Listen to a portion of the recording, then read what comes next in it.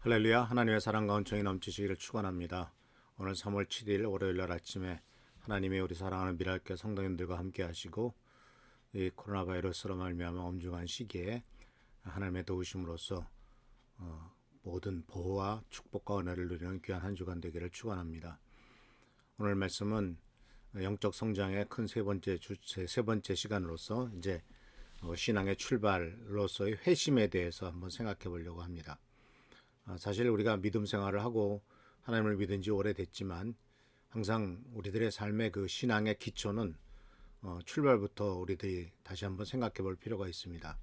우리가 1년에 한 번씩 꼭 생일을 맞죠. 생일이라고 하는 것은 우리가 알다시피 이 세상에 태어난 날입니다. 그리고 태어난 날을 모두가 다 축하하죠. 아직 결혼하기 전에는 이제 부모님들이 챙겨주기도 하고 결혼한 다음에는 이제 서로 간에 챙겨주기도 하고 또 나이가 들면 자녀들이 부모님의 생신이라고 이렇게 또 챙겨드리기도 합니다. 왜 생일이 중요할까요? 우리들이 이 세상에 태어난 날이기 때문에 그렇죠. 즉 다시 말하자면 생명을 우리들이 받은 날이기 때문에 그렇습니다. 근데 오늘 우리가 생각해 보려고 하는 것은 이 신앙의 출발이 바로 회심인데 회심이라고 하는 것은 사실 우리가 영적으로 죽어 있었다라고 하는 사실과 함께 그것이 어떻게 이제 영적으로 다시 한번 살아나느냐 하는 것에 대한 것을 우리들이 생각해 보려고 합니다. 이것은 바로 이제 성경 말씀 속에서 특히 이 회심에 대한 이야기를 가장 잘 보여주고 있는 것이 바로 요한복음 3장에 나오는 예수님과 니고데모와의 대화 속에서 나타나는 사건들이죠. 예수님과 니고데모와의 대화는 우리가 알다시피 예수님께 니고데모라고 하는 한 사람이 밤에 찾아오죠. 밤에 찾아왔다고 특별히 되어 있습니다. 그러고 나서 예수님에게 이제 그 칭찬을 합니다. 선생님이 하나님으로부터 온 사람인 줄 압니다. 하나님이 함께 계시지 않으면 선생님께서 행하시는 그 표징들을 아무도 행할 수 없습니다. 라고 이렇게 와서 예수님을 칭찬을 합니다. 그리고 예수님이 하나님이 보내신 분이다 라는 것을 인정을 하죠. 근데 이러한 얘기를 하는 니고데모에게 예수님께서는 다짜고짜 이런 말씀을 하십니다. 내가 진정으로 너에게 말한다. 누구든지 다시 나지 않으면 하나님 나라를 볼 수 없다. 예수께서는 이 사람이 왜 찾아왔는지를 아신 거예요. 이 사람은 당시에 산헤드린의 회원이었습니다. 산헤드린이라고 하는 것은 바로 지금에 말하면 국회의원급 되는 상당히 높은 직책에 있고 민족의 지도자라고 볼 수가 있죠. 더군다나 그 사람은 바리새인이었습니다. 바리새인은 알다시피 성경 말씀을 잘 알고 율법을 철저하게 지키는 것 같은 사람이었습니다. 그런데 이 니고데모가 가졌던 갈등은 바로 무엇이었냐면 예수님을 만났는데 예수님에 대해서 소문을 들었는데 또 자기는 유대교인으로서 하나님을 믿긴 있었는데 과연 내가 하나님의 자녀인가 또는 내가 혈통적으로는 유대인이지만은 과연 내가 하나님 나라에 들어갈 수 있는가 천국에 들어갈 수 있는가라고 하는 갈등과 고민을 갖고 있었던 것 같습니다.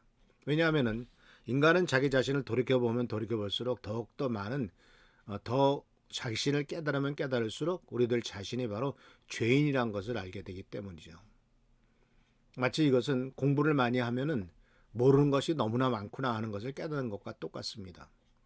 그래서 바로 여기에서부터 이제 이 니고데모가 깨달은 데서 우리가 생각할 수 있는 것은 바로 뭐냐면 무엇이 잘못됐는가라는 것을 생각할 때 인간의 가장 큰 문제는 바로 죄악의 문제구나 하는 것, 그리고 그 죄악은 절대로 벗어날 수가 없는 문제구나 하는 것을 깨닫게 되죠.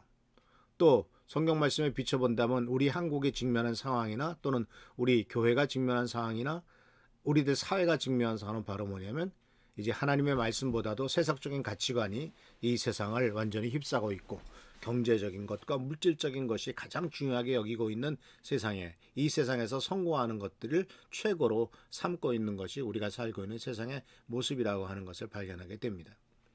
그런데 이런 것들에 대해서 사실 잘못을 깨닫는 것은 굉장히 중요하죠. 그래야만 어디에서부터 잘못됐고 무엇이 어디에서부터 벗어나야 되느냐는 것을 알게 되게 되면 그렇지 않습니까? 그런데 또 하나 문제는 바로 이 니고데모는 이미 유대인이에요. 그리고 또한 그는 하나님을 믿는 사람이에요. 그런데 나이가 들어가면서 또는 권력을 잡아가면서 느끼는 것은 바로 뭐냐면 신앙이 변질되어 간다는 것이죠. 점점점 오염되어 간다는 것이죠. 사실 나이가 들어가면은 어렸을 때 또는 젊었을 때 가졌던 그런 순수한 신앙과 열정적인 신앙에서부터 멀어져 갑니다. 왜냐하면 매일매일 살아가는 쳇바퀴 돌고 하는 똑같은 삶이 반복될 뿐만 아니라 가정이라고 하는 또한 이 가족이라고 하는 부양해야 될 가족이라고 하는 많은 짐들이 있죠.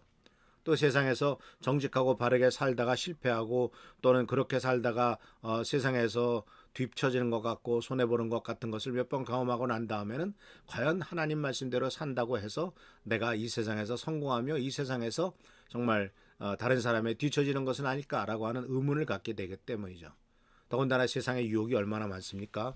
특히 직장 생활을 하거나 돈을 버는 데 있어서 원칙대로 원리대로 하게 되면은 결국은 뒤처질 수밖에 없는 이 세상의 어떤 그 구조와 또는 세상의 풍조 이런 것들이 우리들로 하여금 하나님을 믿는 말씀대로 살아가는 것을 방해하고 있고 그렇게 하면은 손해볼 것 같은 것이 우리들의 사는 세상이기 때문에 그렇습니다.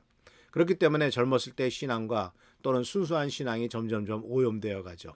그래서 결국은 우리들의 삶이 정말 시작했던 부분에서부터 점점점 문제가 되어가는 것을 우리들은 발견할 수가 있습니다. 그래서 사랑하는 성도 여러분, 우리들의 신앙의 출발은 사실은 처음으로 다시 돌아가야 될 때가 필요하죠. 물론 시작은 회심입니다. 태어나는 때부터 시작되는 겁니다. 근데 이 니고데모가 느꼈던 것과 같은 갈등, 정말 내가 정말 제대로 하나님을 믿는 게 맞는가? 정말 내가 하나님의 자녀인가? 내가 이렇게 성경을 많이 공부하고 많은 것을 깨달았어도 과연 나는 말씀대로 살아가지 않고 있는데 나는 어떠한 사람인가 하는 것을 사실은 시간마다 반성하고 돌이켜봐야 될 것이 바로 우리의 삶이다라는 사실입니다. 그래서 이 니고데모는 이러한 갈등을 갖고 주님에게 찾아왔습니다. 사실 좋은 일이죠. 주님에게 찾아온 것은. 그런데 문제는 바로 뭐냐면 니고데모도 역시 다른 사람의 눈치를 보는 사람이었던 것을 발견하게 되죠. 밤에 예수께 찾아왔다는 것입니다. 아마 이때 니고데모가 나이는 한 50이 훨씬 넘었을 것입니다. 사회적으로도 지위가 있고 사람들로부터 인정받는 사람이었기 때문에 대낮에 30대 초반에 예수를 찾아와서 무슨 얘기를 한다고 하는 것은 아마 많은 사람의 눈초리 때문에 꺼렸을 수도 있을 것입니다. 그래서 그는 밤에 찾아옵니다. 찾아와서 이제 예수님에게 말을 합니다. 그리고 그 모습 속에서 이제 정말 주님을 찾고자 하는 열망이 그 가운데 있는 것을 보게 됩니다. 그래서 예수님께 이 니고데모가 엉뚱한 대답을 하죠. 사람이 늙었는데 어떻게 다시 태어납니까? 어머니 뱃속에 다시 들어갈 수가 있습니까? 그럴 수는 없지 않습니까? 라고 하는 그러니까 이러한 대답 속에서는 예수께서 무슨 말씀을 하셨는가 하는 것을 전혀 이해하지 못하고 있다 하는 것을 우리들은 발견하게 되죠. 나중에 이제 예수님께서 이것에 대한 자세한 설명을 하게 됩니다만은 예수님은 바로 물과 성령으로 태어나야 된다. 이것이 바로 회심이고 이것이 바로 신앙의 출발이다라고 말씀하고 있고 그래야만 하나님 나라에 들어갈 수 있다라고 가르쳐주고 있죠.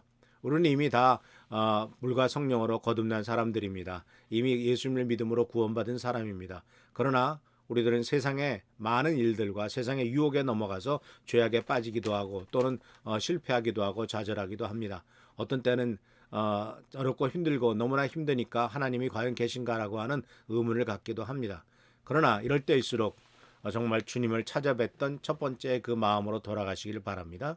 그래요. 주님께서 주님으로부터 정말 주셨던 그 은혜, 놀라운 축복과 은혜를 회복하고 이제 진정한 회심이 지속되는 그리고 회심이 지속적으로 하나님 은혜 가운데서 발전해 나가는 우리가 성도님들 되시길 바랍니다.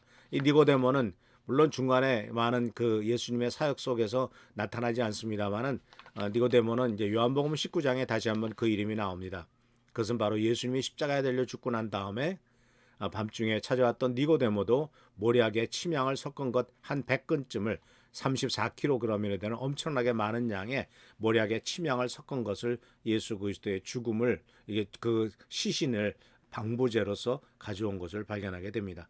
엄청난 그래도 부자였던 모양입니다. 그래서 숨겨진 제자라고도 말을 하고 있고요. 그래서 이 니고데모는 주님으로부터 모든 문제를 해결을 받고 그 갈등이 해소되고 이제 숨은 제자로서 예수님을 지원했던 것을 발견하면서 이제 우리들도 항상 어렵고 힘들 때 믿음으로 돌아가고 믿음 안에서 끝까지 주님을 바라보는 우리 귀한 성도들 되시기를 축원합니다. 기도하겠습니다. 오늘도 주께서 우리들과 함께 하시는 일 감사드립니다. 또 하루 또 일주일이 시작됩니다. 우리들의 삶의 진정한 회복과 은혜가 있도록 도와주시고 하나님의 축복과 은혜를 경험하는 우리의 삶이 되도록 인도하옵소서. 주께 감사하고 예수님의 이름으로 축복하며 간절히 기도하옵나이다. 아멘.